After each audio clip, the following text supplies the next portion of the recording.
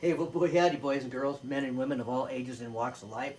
Welcome once again to the Play Inside the Garage. I didn't do a lot this week on the kit guitar I'm building. I'm working hard on it, but oil dries slowly, just as paint does. So, for those guys that want to see something fast, it isn't going to happen. Anyways, hope you're having a wonderful and a blessed day. So, I got this guitar, and I am going to take it apart for you guys here pretty soon. But last time when I showed it, I just showed some of the stuff it would do. But today, I want to put it in kind of a blues context. Maybe later we'll go on to the funk. But today, the blues style. And I'm going to play kind of an Albert King style guitar. I'm no Albert King. I'm not a 6'5" black guy, obviously. And he played his guitars upside down. So his little strings were up here, and his big strings are down there. Eric Gales does the same thing, and so do some others. But that makes it a whole different thing where we're trying to bend up. He's just yanking down, and he used, from what I understand, light gauge strings. But here's the thing for today. That kind of nasally, out-of-phase sound happens on Gibsons sometimes and things like that.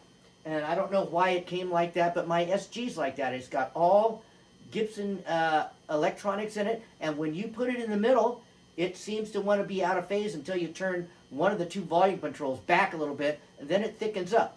But anyways, guys, I'm going to demonstrate that on this here guitar today a little bit, and 85% of the time, I don't like that tone. But once I listened to Albert King, I listened to 3 of his songs last night on videos, and he definitely had that out of phase. Now, he doesn't use overdrive. He's just turned up, cranked up loud. I use overdrive. I can't help it.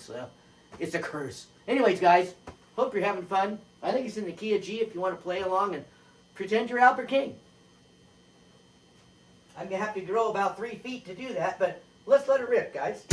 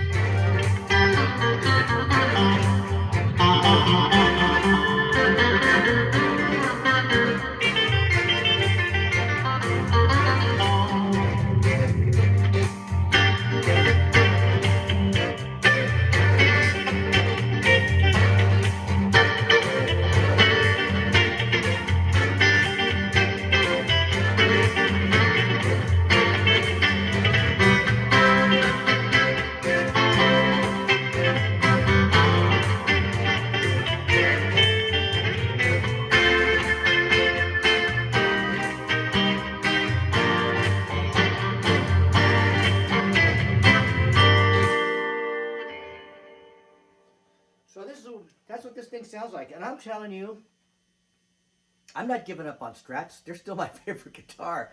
But this is a whole different little animal. And it's different than the P90 guitars or the other triple and double pickup guitars I got. It really is something unique, and I'm really glad I got it. And I'm kind of used to this super glossy neck, even though I really don't like them. Anyways, guys, that being said, I hope this was a little help to you.